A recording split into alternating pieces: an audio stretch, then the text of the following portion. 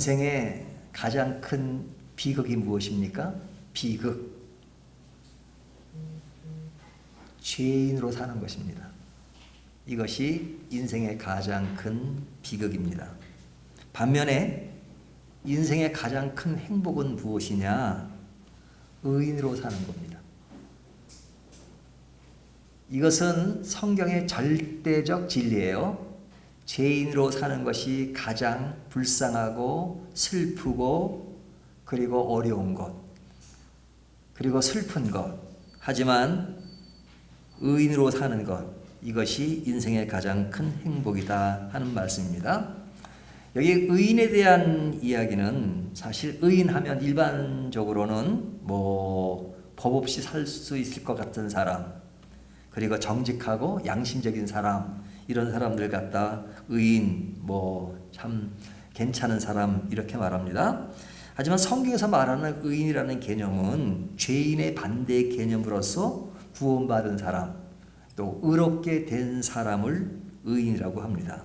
그러니까 이 의인은 인간 세상에서 진짜 의인이 어디 있겠어요. 하지만 하나님이 우리를 구원하신 것, 그러니까 그것은 무엇으로 된 것이라 그랬어요? 믿음으로 된 것. 그러니까 의인이라고 하는 것은 구원받은 사람을 말하는 것이고, 그것은 믿음으로 된 것이니까 하나님의 은혜에 의해서 된 것이죠. 이것을 의인이라고 말합니다. 그러니까 세상에서 말하는 의인과 다른 거죠. 이것은 좀 나은 사람, 이게 아니고 그냥 하나님에 의해서 새롭게 된 사람을 말하는 겁니다. 완전한 의인은 없다는 것을 우리가 계속 다뤘죠. 그러면 성경에서 말하는 이 의인은 의롭게 된 사람이고 또 하나님의 은혜로 되었다 그러면 이 사람은 그냥 아무렇게나 살아도 되는가?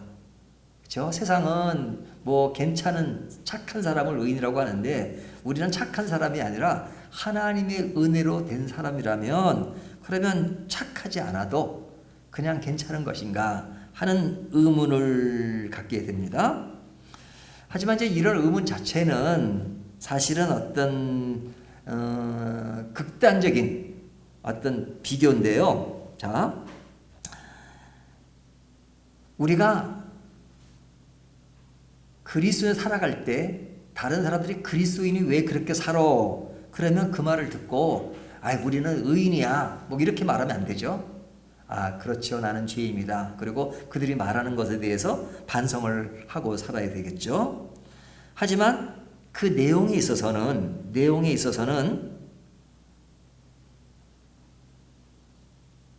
하나님이 우리를 구원하신 것이고 그것이 가장 귀한 것이고 그렇게 됨으로써 우리가 자꾸만 그런 세상 사람들이 말하는 의롭게 되는 양상, 이런 것은 자꾸 성장하고 발전해 나가면서 나아지는 것입니다.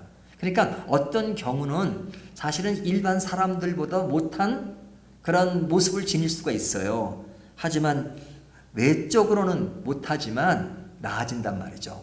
그리고 사람들이 볼 때는 이게 조금 난 사람과 그 높은 사람의 차이가 있는 거지만 하나님의 입장에서 볼 때는 그 사람이 그 사람이에요.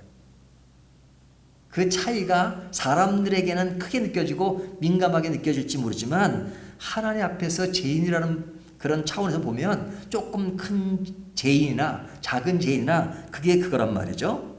그러니까 우리가 이런 것이 실감이 안 날 때가 많잖아요. 제가 영국에 있을 때 제 친구가 굉장히 부러웠습니다. 어떤 친구가 있는데 그 친구는 영어를 너무너무 잘해요. 그러니까 영국에 살면서 제일 크게 보이는 사람은 영어를 잘하는 사람이 크게 보입니다.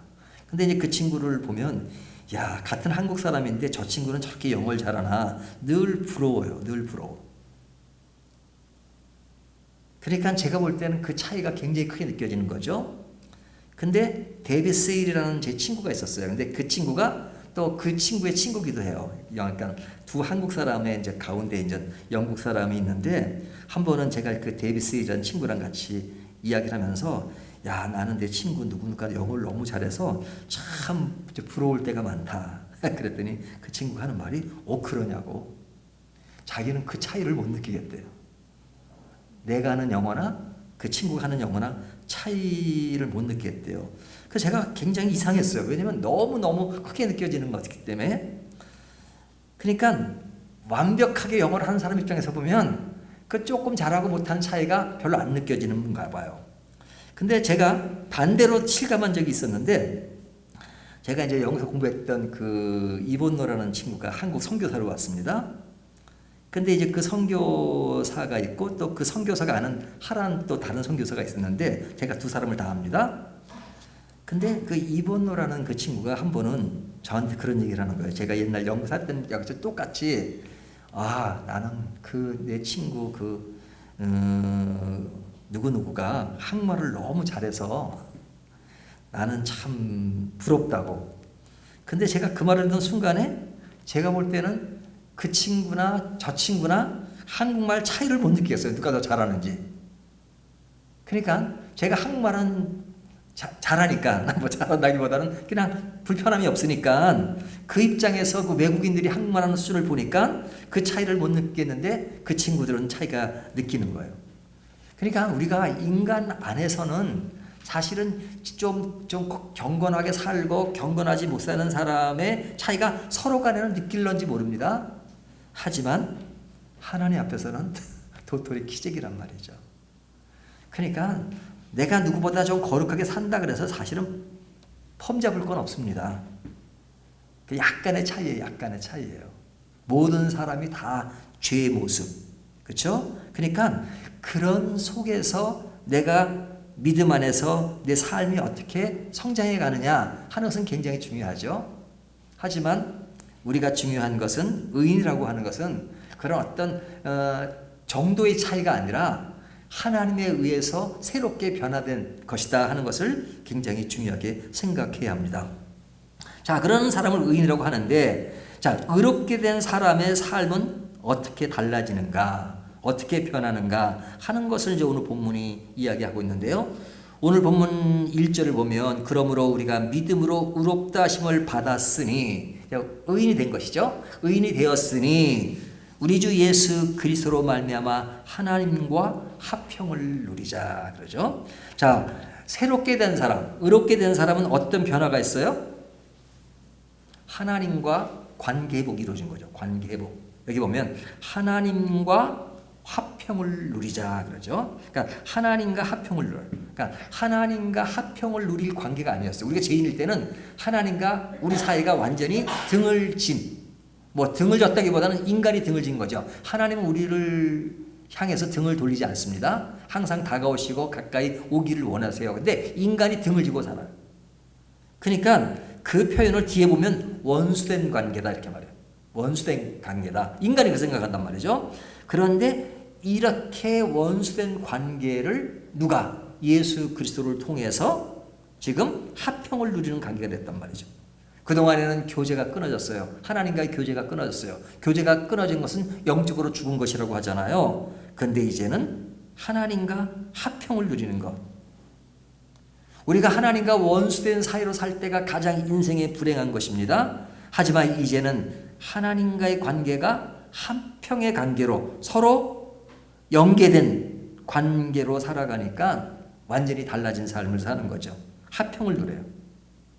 우리가 하나님 밖에서 살 때는 그릇된 세상의 가치관을 갖고 살잖아요. 그릇된 세상의 가치관, 죄에 매여 사니까요.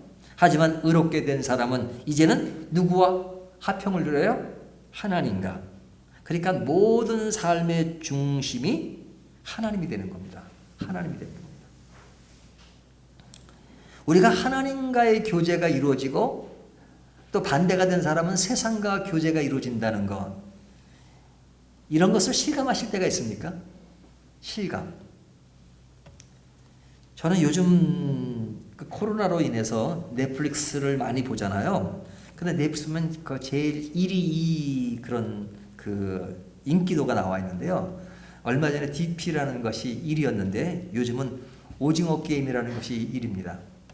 사람들이 어디 가나 오징어 게임 얘기를 해요. 그래서 제가 웬만하면 그걸 안 보려고 그랬어요. 왜냐면 제가 이렇게 막 피나고 뭐 그런 거 별로 보기를 싫어해요. 그래 아주 끔찍한 거 나오면 싫어서 가급적 그런 걸 안 보려고 하는데 하도 사람들이 얘기하길래 한번 봐야 되겠다 하고 이제 봤습니다. 아직 다 보지 못했는데 한 7회까지 봤어요. 9회까지 있는데 봤는데 그 오징어 게임이라는 것이 세계적으로 굉장히 사람들이 그 인기가 있대요. 세계적으로. 그 왜 그렇게 인기가 있을까? 제가 7회까지 보니까 인기가 있겠다라는 생각이 들더라고요. 인기가 있겠다. 특히 한국보다도 외국이 더 인기가 있을 만한 여지가 풍부하다는 걸 팍 느꼈어요. 왜 그러냐면 그 속에서 다루는 것이 그냥 단순히 게임하는 정도의 얘기가 아니라 너무나도 많은 현재의 삶, 현재 우리 세상에서 돌아가는 그런 인간의 이야기가 너무 리얼하고 그리고 섬세하게 그려져 있기 때문에 그래요. 그 이야기의 핵심은 뭐냐면 이 세상의 사람들은 다 어려움 속에 살아가요. 어려움 속에 살아가요. 근데 그 어려움을 해결하려고 노력하잖아요. 그 노력하려는 그 사람들에게 그 사람들을 이렇게 잡아당기는 어떤 것이 있습니다. 너 위기 가운데 있어? 살 길을 내가 줄게. 살 길을 줄게. 살 길을 준다고 끌어들여요. 하지만 그 안에 들어가면 살 길을 주는 것은 게임이에요. 게임. 그 게임을 잘 진행해서 끝까지 가면 사는 거고 그렇지 않으면 죽는 겁니다. 이것이 세상이에요. 세상은 게임이에요. 우리 인생은 그냥 이만큼 가면 너희가 이만한 것을 누릴 수 있어 라고 그냥 사람들의 미끼를 던지고 굉장히 많은 것으로 유혹합니다. 하지만 그거 못하면 죽어 이겁니다. 그냥 사람들이 어떻게 사는 거예요? 죽지 않으려고 사는 거예요. 죽지 않으려고. 이것이 세상의 가치관이에요. 그러니까 정말로 경쟁하고 게임처럼 살잖아요. 인생을. 이것이 세상의 흐름이에요. 그런데 이것이 죄인들의 삶의 모습이라는 성경은 죄인들의 세상에 매인 사람들의 모습이다. 하나님과 화평을 누리는 삶은 이제는 그런 삶이 아니라 다른 곳에서 인생의 가치와 인생의 멋짐을 발견하고 사는 것이다. 그것이 뭐냐? 하나님과 화평을 누리는 것이다. 이렇게 말씀하는 겁니다. 이런 화평을 누리는 삶의 모습이 어떤 것이냐? 2절 보세요. 또한 그로 말미암아 우리가 믿음으로 서 있는 이 은혜에 들어감을 얻었으며 하나님의 영광을 바라고 즐거워하느니라. 여기 즐거워한다는 말이 나오죠. 이 즐거워한다는 말이 여기만 나오는 것이 아니라 11절까지 보면 계속 나오는 것을 볼 수 있어요. 3절을 보면 다만 이뿐 아니라 우리가 환난 중에도 즐거워하나니, 그죠? 즐거워한다. 그리고 11절 제일 마지막에 가서도 그런 말씀이 나오죠. 하나님 안에서 또한 즐거워하느니라. 그죠? 그러니까 하나님과 화평을 누리는 사람의 특징은 뭐냐면 즐거움이 있습니다. 즐거움. 이 즐거움을 다른 말로 말하면 기쁨이 있다는 거죠. 인생에 있어서 즐거움과 기쁨이 없다면 정말 삭막한 것이죠. 그런데 성경은 그리스도인이 된 표징으로 가장 크게 이야기하는 것이 기쁨입니다. 기쁨.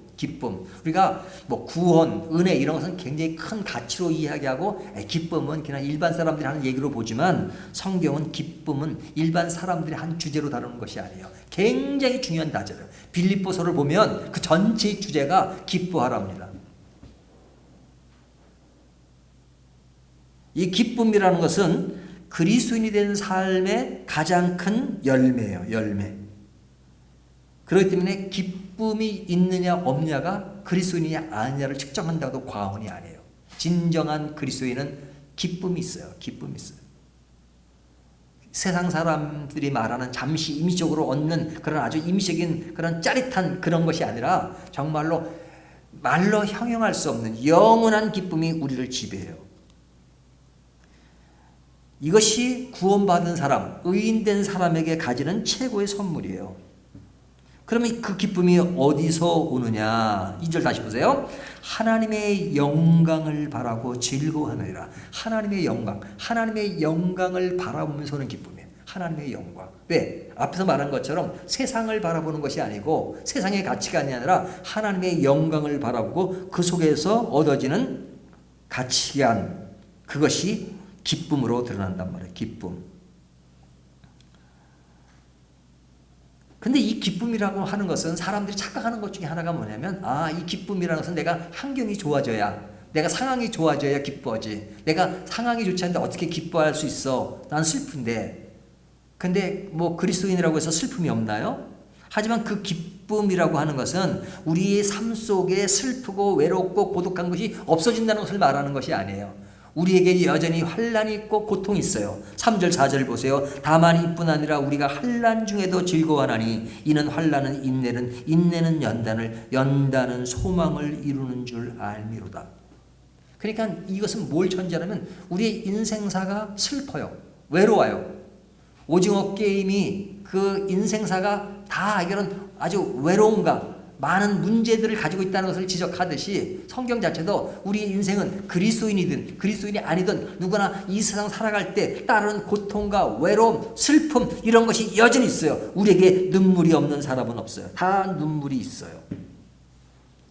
내가 인생 살아가면서 내가 원하는 대로 되지 않고 모든 것이 잘 해결되지 않는 그런 요소들이 있고 사람과의 관계에서도 괴로움이 있고 또 내가 하려고 하는 욕망에 대해서도 따라주지 않는 그런 어려움들이 있어요. 하지만 그런 것이 있다 할지라도 그 속에서 오는 기쁨이 있다는 거예요. 그런 외로움들을 직시하면서 내 인생은 외로워 이렇게 생각하지 않고 이것은 내가 세상 살아가면서 오는 외로움이고 슬픔이고 고독이지만 그러나 이것은 나를 인내하게 만들고 이 인내는 연단을 통해서 내가 최고의 소망을 바라보게 하는 이 세상의 삶이야 하는 것을 느끼면서 이런 와중에서 나를 계속해서 이끌어 가시는 그 하나님으로 인하여 기뻐하는 것, 이것이 그리스도인의 삶입니다. 그래서 믿음의 사람은, 의인은 어려운 환난을 잘 바라보면서 그 속의 가치와 의미를 알아요. 어떤 사진작가가 이런 말을 했더라고요. 발이 없는 사람을 보기 전에는 나는 나에게 신발이 없음을 슬퍼했습니다. 다시요.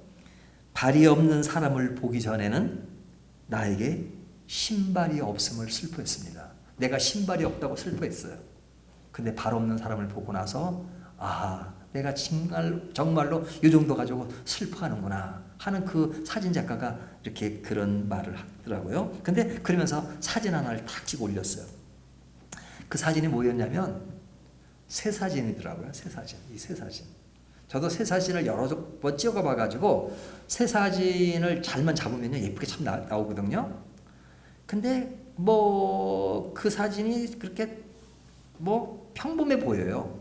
처음에 할 때는 평범한 새 사진이구나. 근데 자세히 들여다보니까요. 그 새 발 하나가 없더라고요.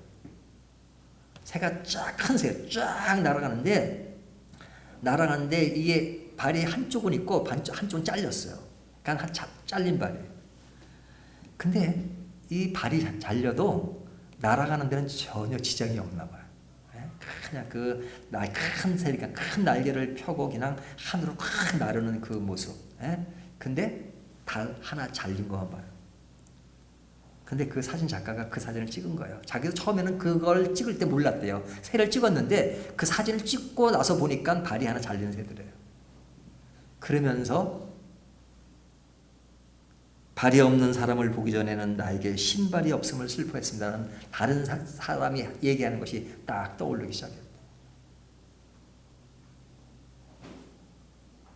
그러면서 그 사람이 그 새를 보고 더 상상력을 발휘해가지고 저 새는 저 등대 뒤에 날개도 없는 새가 있을 텐데 그 새에게 다가가서 무엇인가를 나눠주는 새가 아닐까라는 어떤 학대 해석을 한 내용도 있긴 하지만 그러나 상상이니까요. 근데 우리의 삶이라고 하는 것은 사실 이렇게 발 한쪽 잃은 새처럼 우리의 인생은 정말로 완전하지 않고 외로울 수가 있죠. 하지만 하나님이 우리에게 주시는 그 선물은 그런 속에서도 우리를 기뻐하게 만든다. 이렇게 말씀하는 겁니다. 그 기쁨을 어디서 찾느냐? 영원한 것을 바라보니까, 높은 것을 바라보니까 그 속에서 얻을 수 있는 기쁨이라는 거죠. 세상을 바라볼 때는 너무너무 절망적이에요. 하지만 영원한 것을 바라볼 때 우리는 새로운 삶을 느낄 수 있고 가질 수 있다. 이것이 그리스도인이 된 사람의 큰 가치예요. 그것을 위해서 예수님이 그 대가를 다 지불하셨죠. 어디에서? 십자가를 통해서. 십자가를 통해서 우리가 받아야 될 모든 죄값을 다 치르시고 우리에게 영원한 생명, 그것을 주심으로써 우리는 세상 살면서 그런 겪어야 되는 많은 어려움이 있지만 그 속에서 기쁨을 주는 겁니다. 그 기쁨을 주기 위해서 예수님이 그 모든 일을 다루셨어요. 5절 보시면 소망이 우리를 부끄러워하게 하지 아니함은 우리 계신 성령으로 말미암아 하나님의 사랑이 우리 마음에 부음받음이니 우리가 아직 연약할 때 기약대로 그리스도께서 경건하지 않은 자를 위하여 죽으셨도다. 의인을 위하여 죽는 자가 쉽지 않고 선인을 위하여 용감히 죽는 자가 혹 있거니와 우리가 아직 죄인 되었을 때 그리스도께서 우리를 위하여 죽으심으로 하나님께서 우리에 대한 자기의 사랑을 확증하셨느니라. 예수 그리스도를 통해서 십자가를 통해서 우리의 사랑을 확증하시고 그리고 우리에게 영원한 생명을 주시고 그래서 우리가 삶 속에 기뻐할 수 있도록 만든 것 얼마나 감사한 일이냐 하는 것을 본문이 이야기하고 있는 거죠. 세 번째는요. 새롭게 된 삶. 이것은 의로운 삶이라고 그랬죠. 지난주에 칭의라는 말도 했는데 의롭게 칭해진 그 사람 그것을 성경은 구원이라고 말합니다. 구원. 9절 보시면 그러면 이제 우리가 그의 피로 말미암아 의롭다 하심을 받았으니 더욱 그로 말미암아 진노하심에서 구원을 받은 것이니 그러죠. 구원을 받은 것이다.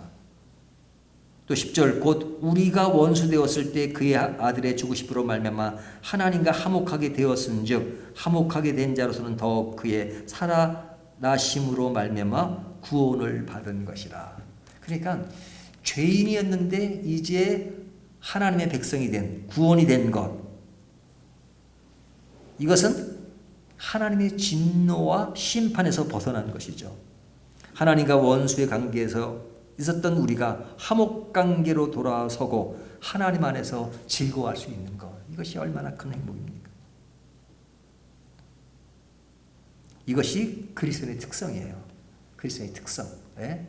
그러니까 이 세상의 절망적인 삶 속에서 그리스도께서 우리의 죄가를 지불하심으로써 그 속에서 오는 기쁨이 있다 하는 것. 그런데 제가 이제 이런 로마서의 내용을 설명할 때마다 이것이 사실은 논리적으로 설명이 참 어려워요. 이렇게까지 설명을 못해요. 근데 그 설명을 너무 잘해준 말씀이 제가 간혹 말씀드리는 시편 42편의 말씀. 그것을 가장 아주 그냥 그림 언어로 설명하는 것이 저는 시편 42편이라고 생각해요. 그래서 이 설명을 할 때마다 그냥 논리적으로 막 해도 이게 감흥이 안 와요. 보통 사람들에게. 그렇죠? 우리는 슬픈 사람들인데 세상에서 기뻐할 수 있다. 그 기쁨은 하나님이 예수 그리스도를 통해서 십자가를 통해서 해준 것이다. 이것이 얼마나 큰 감흥으로 다가오십니까? 사실 이 내용은 굉장히 큰 것이고 굉장히 큰 감흥인데도 불구하고 이것이 이렇게 딱 안 들어와요. 교회만 오면 우리는 구원받았다. 십자가 얘기를 너무너무 많이 하잖아요. 그런데 그런 것들을 너무 잘 설명해 주는 이니까 그냥 자꾸 하게 돼요. 그것이 뭐냐면 시편 40편에 내가 어찌하여 낭망하느냐 내 하나님 여호와를 바라라 하는 그 말씀이잖아요. 내가 어찌하여 낭망하느냐. 이 낭망한다는 말은 뒤집혀졌다는 말입니다. 뒤집혀졌다는 거. 그러니까 양에 대한 이야기잖아요. 양 보고 내가 어찌하여 뒤집혀졌는고. 그렇죠? 양이 뒤집혀지는 것. 그러니까 양이 뒤집혀지면 죽습니다. 양은. 양이 뒤집히면 죽어요. 가스가 작아져 죽어요. 그러면 여름에는 뭐 1시간이면 죽는데요. 1시간. 가을 같은 데는 그래도 좀 오래 가니까 8시간 양이 뒤집혀도 8시간 동안 날씨가 그래도 좀 시원하니까 견딜 수가 있는데 막 가스가 차가지고 양이 죽는다는 거예요. 그러면 성도를 양으로 비유하잖아요. 그 양이 그냥 자기가 뒤집혀지는 인생, 낭망하는 거예요. 낭망. 우리가 낭망하고 그랬을 때 뒤집혀진 거예요. 뒤집혀진 우리의 몸을 생각하면 죽는 거죠. 죽어. 시간만 가면 죽는 거예요. 근데 설상가상으로 우리가 뒤집혀졌을 때 또 우리를 위협하는 세상에 그런 많은 공격들이 많아요. 그것을 뭐로 표현하냐면 새 위를 나는 새예요. 큰 새가 그냥 뒤집혀진 양을 쳐다보면서 그 양 주변을 빙빙 돌아요. 그러면서 내가 너를 잡아먹을 거야. 그러니까 빨리 죽어. 그냥 위협을 합니다. 그러니까 양이 뒤집혀져 있는 것만 해도 내 인생은 끝난 건데 거기다가 그냥 공중에서 새 한 마리가 빙빙 도니까 더 절망적이죠. 더 절망적. 시간만 가도 죽고 또 시간이 좀 지나면 또 저 새가 나를 위협하니까 이래도 죽고 저래도 죽고 참 절망적입니다. 그런데 목자는 양을 한두 마리만 키우는 게 아니고 산 전체 이렇게 양을 풀어놓고 이렇게 지내고 그리고 지나다닙니다. 네? 딱 지팡이를 짚고 딱 지나가다가 하늘을 보니까 새 한 마리가 빙빙 돌고 있어요. 새 한 마리가 빙빙 돌고. 그러는 목자는 그 새를 보고 아이고 저기 또 양 한 마리가 뒤집혀졌구나. 목자의 눈에는 양이 안 보이거든요. 산에 이렇게 밑에 있으니까. 근데 새가 뒤집혀진 것을 알려줘요. 새가 거기서 빙빙 돌아요. 빙빙 돌아요. 그러면 목자는 새를 보고 뒤집혀진 양에게 찾아와서 그 양을 다시 제대로 해놓고 마사지를 해서 살린다고 합니다. 자, 그렇다면 그 새가 양에게는 절망적인 자기를 위협하는 새였어요. 하지만 다른 면으로 보면 그 새가 나를 살리는 거죠. 그렇죠? 우리가 목자가 새를 보고 나에게 올 수 있다는 것을 생각하면 그 새는 나에게 위협적인 것이 아니고 그것은 나에게 큰 힘이 되는 거예요. 그렇죠? 하지만 그 목자가 새를 보고 온다는 것을 모른다 그러면 내가 지금 당하는 위협 같은 걸 느껴요. 위협. 괴로워요. 슬퍼요. 그러니까 그리스도인이 갖는 기쁨이라는 게 그런 겁니다. 그리스도인이 아닌 사람들은 나를 위협하는 새만 보고 절망적으로 생각하는 거예요. 그러니까 슬픈 거고 기쁨이 없는 거예요. 하지만 그리스도인은 그 새를 보고 나를 찾아오시는 주님을 생각하니까 그 속에서 기뻐하는 겁니다. 이것이 기쁨의 원리예요. 내가 굉장히 고통 환난 중에도 인내는 연단은 소망을 이룬 줄 안다. 그것이 그런 어려움이 없다는 것이 아니라 어려움이 있어요. 여전히 나는 넘어져 있고 새가 나를 위협해요. 하지만 목자가 그 새를 보고 나에게 온다는 생각을 하니까 소망이 있고 희망이 있고 그리고 그 속에서의 감사가 있을 수 있는 거죠. 이것이 신앙의 원리예요. 그리고 의롭게 된 삶의 기쁨이에요. 그러면 이런 삶이 어떻게 가능한 것이냐? 계속 말씀드렸지만 우리의 노력으로만 가능한 것인가? 노력해야 됩니다. 하지만 노력으로 되는 것이 아니에요. 훈련으로만 되느냐? 훈련으로만 되는 것도 아니에요. 그렇죠? 노력과 훈련으로 다 우리가 노력과 훈련을 많이 강조하잖아요. 근데 그것만 가지고 다 되면 좋죠. 근데 안 되잖아요. 그러니까 초보 운전자들이 우리가 이렇게 앞에 가면 막 답답하잖아요. 저 차는 이렇게 못 갈까? 우리도 초보 시절을 다 겪었으면서도. 근데 그 사람은 얼마나 힘들겠어요. 자기 뜻대로 안 되니까. 그러니까 자기는 더 힘든데 사람들은 그걸 못 알아주잖아요. 그러니까 우리의 인생이라고 하는 것이 그렇게 마음대로 안 돼요. 훈련과 노력으로 다 되지 않아요. 그런데 그런 노력으로 잘 안 되니까 힘든데 많은 종교들은 자꾸만 인간에게 노력을 강조해요. 노력을 강조해요. 그런데 성경은 우리에게 노력하지 말라. 뭐 훈련이 필요 없다는 얘기를 하는 건 아닙니다. 당연히 훈련도 필요하고 노력이 필요해요. 하지만 결정적인 것이 있어요. 결정적인 것이. 그것이 뭔지 아세요? 5절 보세요. 소망이 우리를 부끄럽게 하지 아니함은 우리에게 주신 성령으로 말미암아 하나님의 사랑이 우리 마음에 부은 바 됨이니. 자, 성령으로 말미암아 그러죠. 성령으로 말미암아. 성령께서 해주신다는 거예요. 성령께서 해주신다. 여러분, 우리가 예수를 믿은 것도 우리가 믿은 것 같고 내 의지가 반영된 것 같지만 그것은 누가 하신 거예요? 성령께서 하신 거예요. 왜냐하면 많은 사람들의 복음의 메시지가 들려져 있어요. 하지만 안 믿는 사람은 절대 안 믿어요. 그럼 내가 믿으면 뭐가 달라서 믿느냐? 아닙니다. 그걸 다르게 설명할 수가 없어요. 그게 은혜예요, 은혜. 남들은 깨닫지 못하는데 난 깨달은 것은 그건 성령께서 해주신 거예요. 성령께서. 그렇기 때문에 기독교라고 하는 것은 성령님에 의존하는 삶이에요. 성령께서. 그러니까 뭐 주변에 보면 담배를 피다가 담배 끊으려고 애쓰는 사람들이 많아요. 그래서 잘 안 끊어지잖아요. 어떤 사람은 우스갯소리로 제일 쉬운 게 담배 끊는 겁니다. 담배 끊는 게 얼마나 쉬운지 저는 지금 1000번, 10,000번도 더 끊었어요. 1000번, 10,000번도 더 끊어요. 못 끊고 있다는 얘기죠, 계속. 근데 어떤 사람들 간증하는 거 보면은 저도 담배를 끊으려고 그렇게 해서도 안 되는데 어느 날 갑자기 담배 냄새가 역겨워지면서 담배를 끊게 되더라고요.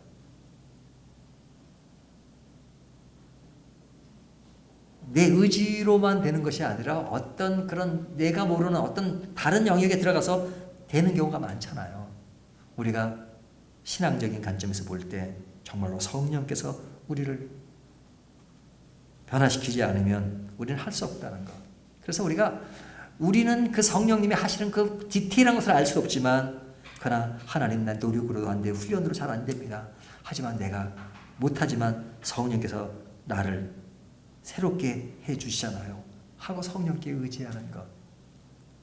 내 있는 그대로를 알리고 부족한 것을 알리면 어느 순간에 성령께서 알게 하고 깨닫게 하시고 잘하게 하시는 것.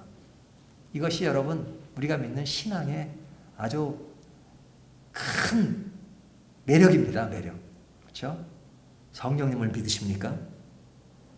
하나님의 성령을 통해서 우리에게 변화를 일으키시게 하시고 깨닫게 하시고 알게 하시고 감사하게 하시고 기뻐하게 하시고 어려움을 겪고 넘길 수 있도록 해주시는 분이시죠. 그리고 그것을 믿고 하나님이 하신다는 것을 더욱더 기뻐하고 감사하는 저와 여러분 되시기를 바라겠습니다. 우리가 성령님에 의존해서 우리의 삶을 보다 새롭게 보다 아름답게 하나님과 화목된 관계로서 우리의 삶을 보다 넉넉하게 만들어가는 저와 여러분이 되시기를 주님의 이름으로 축원합니다.